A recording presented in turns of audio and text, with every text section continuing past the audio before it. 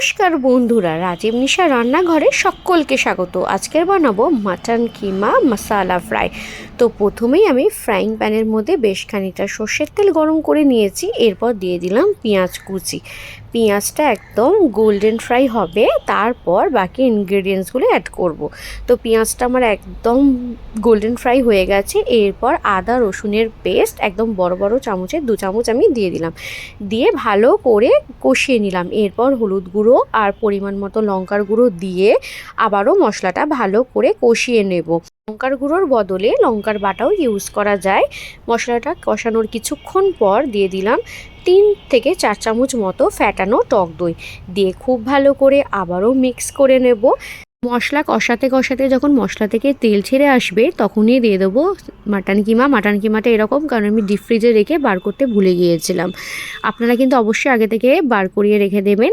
তো যাই হোক, মাটন কিমাটা একদম বরফ গলে গিয়ে নর্মাল হয়ে গেছে। এরপর ভালো করে মিক্স করার পর দিয়ে দিলাম টমেটো কুচি, পরিমাণ মতো নুন আর সামান্য চিনি। যারা চিনি দেওয়া পছন্দ করেন না রান্নাতে, পুরোপুরি স্কিপ করবেন।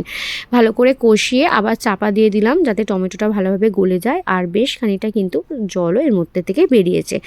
এইভাবেই মশলাটা কিন্তু কষাতে হবে। মশলা থেকে যতক্ষণ না তেল ছেড়ে বেরিয়ে আসে ততক্ষণ অবধি কিন্তু এটা ভালোভাবে কষাতে হবে। তো এরপর আমি একটু ক্রিমি টেক্সচারের জন্যই দিয়ে দিলাম ক্রিম। এটা পুরোপুরি অপশনাল, ইচ্ছা হলে দেবেন, না হলে একদম দেবেন না। আমার ঘরে ছিল, তো আমি একটু ভাবছি ক্রিমি টেক্সচারের জন্য দিয়ে দেখি। তো খারাপ হয়নি খেতে। তো ক্রিমটা ভালো করে মিক্স করার পর দেখতেই পাচ্ছ একদম কিমা থেকে তেল ছেড়ে বেরিয়ে এসেছে। এই অবস্থায় আমি এটা প্রেশার কুকারে ট্রান্সফার করে দিলাম। আপনারা চাইলে এখানে জল দিয়ে কড়াইয়ের মধ্যেই এটাকে বয়েল করে নিতে পারেন।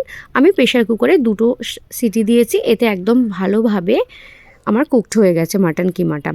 তো মাটনটা এরপর আমি প্রেশার কুকারে দিয়ে দিলাম। জাস্ট 2টো হুইসেলস দেবেন, তার বেশি একদম দেবার প্রয়োজন নেই।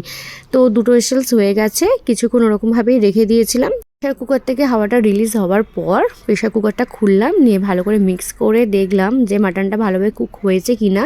মাটন কিমা খুব ভালোভাবে কুক হয়ে গেছে। আর এরপর আমি একটু গরম মশলার মধ্যে ছড়িয়ে দিলাম। এতটা অবধি কিন্তু মাটন কিমা মশালা।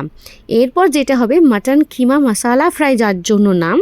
এরপর এটার মধ্যে একটা তড়কা দিতে হবে, যার জন্য ফ্রাইং প্যানের মধ্যে আমি আবারও তেল গরম করে নিয়ে এর মধ্যে 2টো এলাচ আর শুকনো লঙ্কা ফোড়ন দিয়ে দিলাম। এটা কিছুক্ষণ নাড়াচাড়া করার পর দিয়ে দিলাম আদা আর রসুনের কুচি। এর মধ্যে 1 টেবিল স্পুন মতো রসুন আর আদা কুচি রয়েছে। এটা কিছুক্ষণ বেশ লালচে করে ফ্রাই করে নেওয়ার পর দিয়ে দিলাম পেঁয়াজ কুচি। এর মধ্যে একটা মিডিয়াম সাইজের ছোট্ট পেঁয়াজ কুচি আছে, আর দিয়ে দিলাম কিছুটা কাঁচা লঙ্কা। ঝালটা কিন্তু পুরোপুরি ডিপেন্ড করছে আপনারা যতটা খাবেন। আমরা বেশি খাই, তাই একটু ঝালের পরিমাণটার মধ্যে বেশিই ছিল। তারপর দিয়ে দিলাম টমেটো কুচি। হালকা নাড়াচাড়া করে নেওয়ার পর দিয়ে দিলাম একটু কাশ্মীরি লঙ্কার গুঁড়ো, যাতে রঙটা খুব সুন্দর আসে। আমি কিন্তু আগে লঙ্কার গুঁড়ো ব্যবহার করেছি, আবার ফোড়নে শুকনো লঙ্কা, আবার একটু কাঁচা লঙ্কা কুচোনো দিয়েছি। সেই জন্য কিন্তু আর এক্সট্রা করে ঝাল অ্যাড করার দরকার নেই, এতে মারাত্মক ঝাল হয়ে যাবে। এটা হালকা নাড়াচাড়া করার পরে দিয়ে দিলাম আমি এই কিমা মশালাটা। দেবার পর ভালো করে মিক্স করে নিলাম, আর এরপর ওপর দিয়ে ছড়িয়ে দিলাম ধনেপাতা কুচি আর একটু 2টো লঙ্কা চেরা, জাস্ট একটু দেখতে ভালো লাগবে তার জন্যই একটা লাল লঙ্কা আমি দিয়ে দিলাম। দিয়ে মিক্স করে নেবার পর যখন কিমা মশালা ফ্রাই থেকে তেল ছাড়তে শুরু হয়ে যাবে, ব্যাস তখনই রেডি মাটন কিমা মশালা ফ্রাই। এটা রুটি, পরোটা, নান সবার সাথে খেতে দারুণ লাগে। এই রেসিপিটা ভালো লাগলো তো? তাহলে একটা like, comment, share and subscribe করে দাও আমার চ্যানেল।